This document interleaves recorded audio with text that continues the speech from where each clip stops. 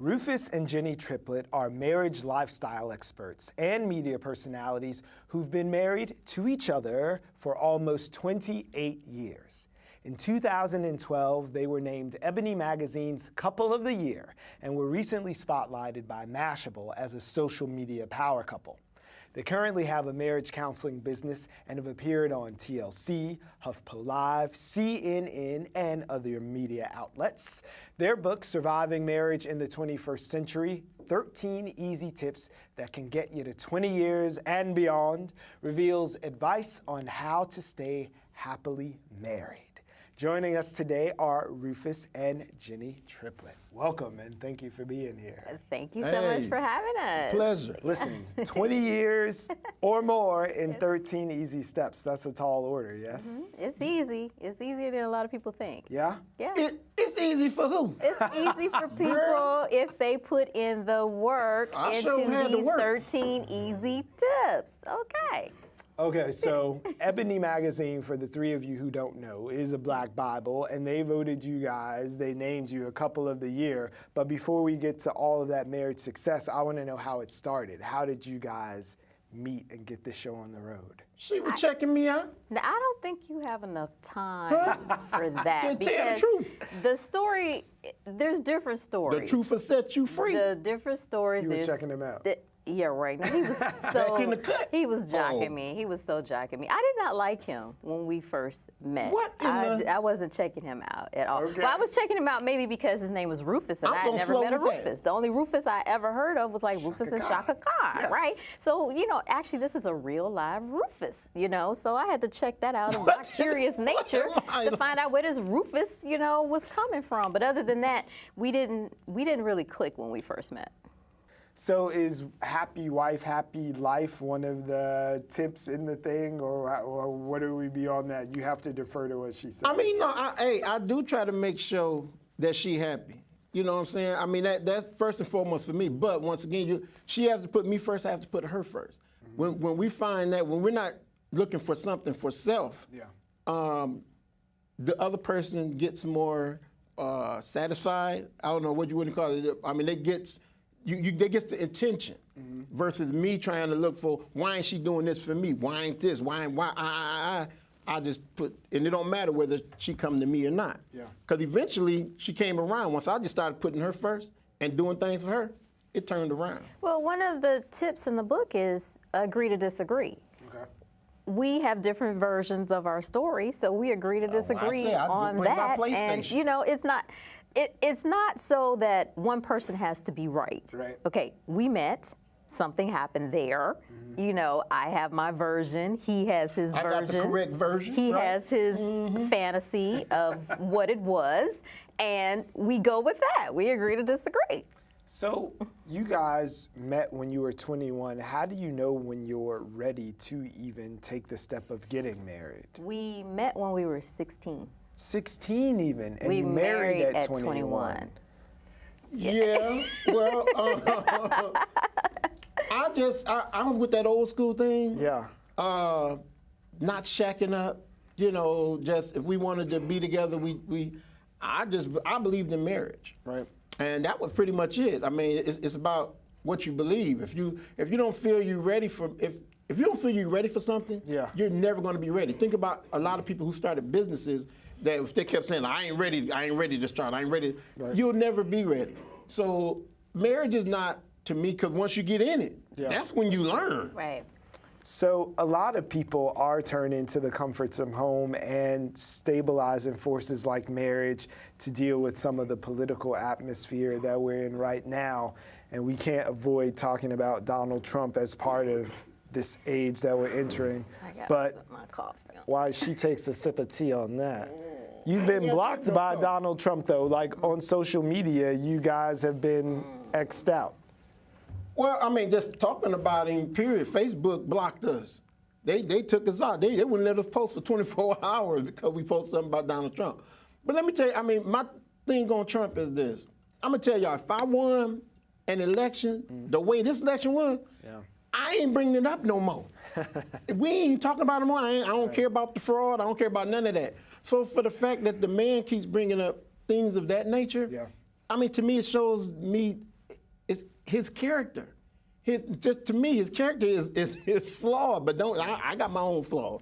But this is not someone that I feel comfortable with running the nation. Yeah. So, I mean, with Trump, it's just about his character. He got to stand up be a man of character. I have a problem with suppression, with media suppression. That is like a whole big, huge thing that he not only ran his campaign on, but now even as being his president, he's taking the little swipe of the pen to be more of a controller, you're trying to shut people of up. that, and you're trying to suppress. You're trying to control the narrative. So I have a problem with that, and it's hard because other presidents maybe didn't have social media. So he's in a huge social media era where everybody is taking to social media and they're voicing their opinions, but he wants certain opinions not to matter. And then you have, I call them Trumpsters. You have people who work at Facebook or Twitter doesn't bother you like that, but Facebook and Instagram has been doing it, but they're owned by Facebook, you know, and they're taking down certain posts by people who they don't feel like you shouldn't be talking about this or you should be saying this. Maybe they look at you as an influence in some type of way, and they're taking away the freedoms, what we have. Taking away your speech. You know, the freedoms of what we have to post. So even further, as these executive actions become reality, and we see the impact that it's having on the Muslim community for people who are migrating here and people who came from Muslim-majority countries, what do you think the responsibility of African-American Muslims and the broader community is to that community to reach out and advocate and stand up for them? I mean, we just got to speak out for what's right. I mean, I think everybody's voice should speak out for what's right, but African Americans, just like we want to speak out for what's right against ourselves, it goes for anybody. We should speak out what's against. I mean, if it's wrong, it's wrong. And for him to ban these countries or to try to keep different, look, what is it, the terrorists? I understand that about the terrorists, but everybody's not terrorists. And they do have groups that focus in on particular people who are of concern.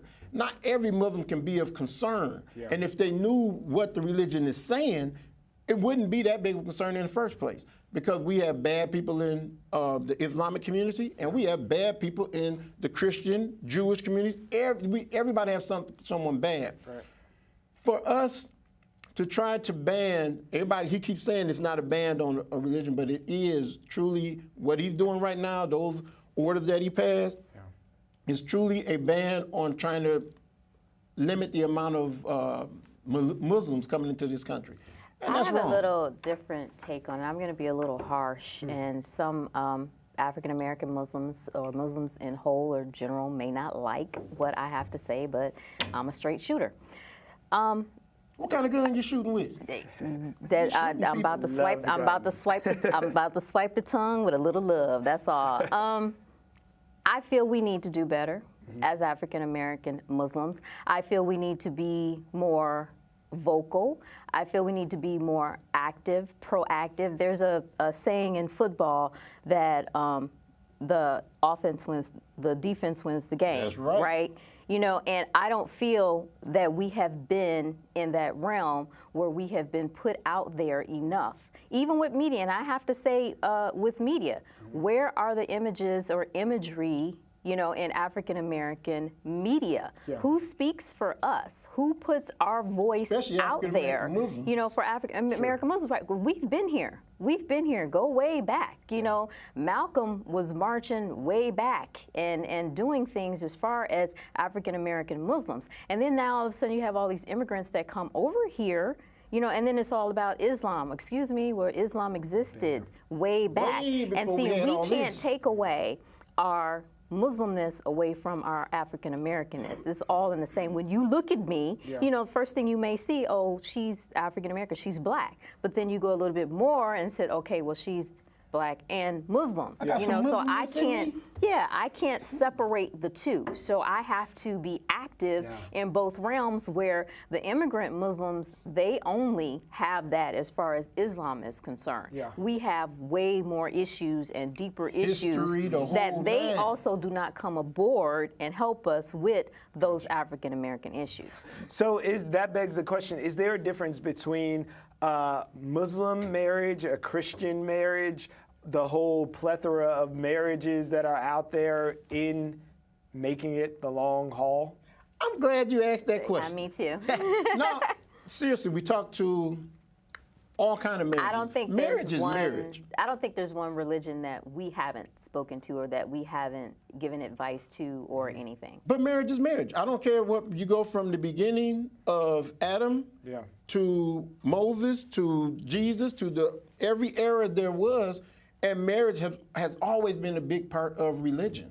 Period. So no matter what religion, no 13 easy tips is for everybody, because once again, God created marriage. Exactly. You know, and that's the very first tip in the book. I'm telling you to go back to Him. Put God first. No matter what doctrine you follow, it's to put God first. So if you're saying that you're a Christian and you believe in marriage and everything or whatever, do you go back and you put God first, or is it all about self? I don't feel, I'm not doing, this is me, you got to take yourself out of it and go back. What does God say about marriage? Because we didn't create it. You didn't create marriage. We didn't create marriage. Yeah, take yourself out of it. Myself is all up in it. I'm all up in it. So as we're closing out, I'm going to ask you, which of the 13 is the most indispensable? Like, if you were doing the Cliff Notes, what is the silver bullet, if there is such a thing, that can get you happily to that 20-year? You know what I'm saying? I'm about to know what you're going to say.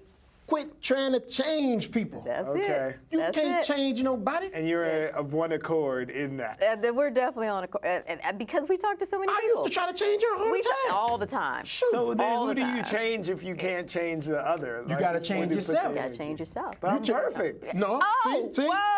But that other person ain't going to think that, though. Okay, step into my office. But let me tell you. Let me tell you what happened. We just ran out of time. I'm going to tell you what happened when I started changing myself and worrying about me.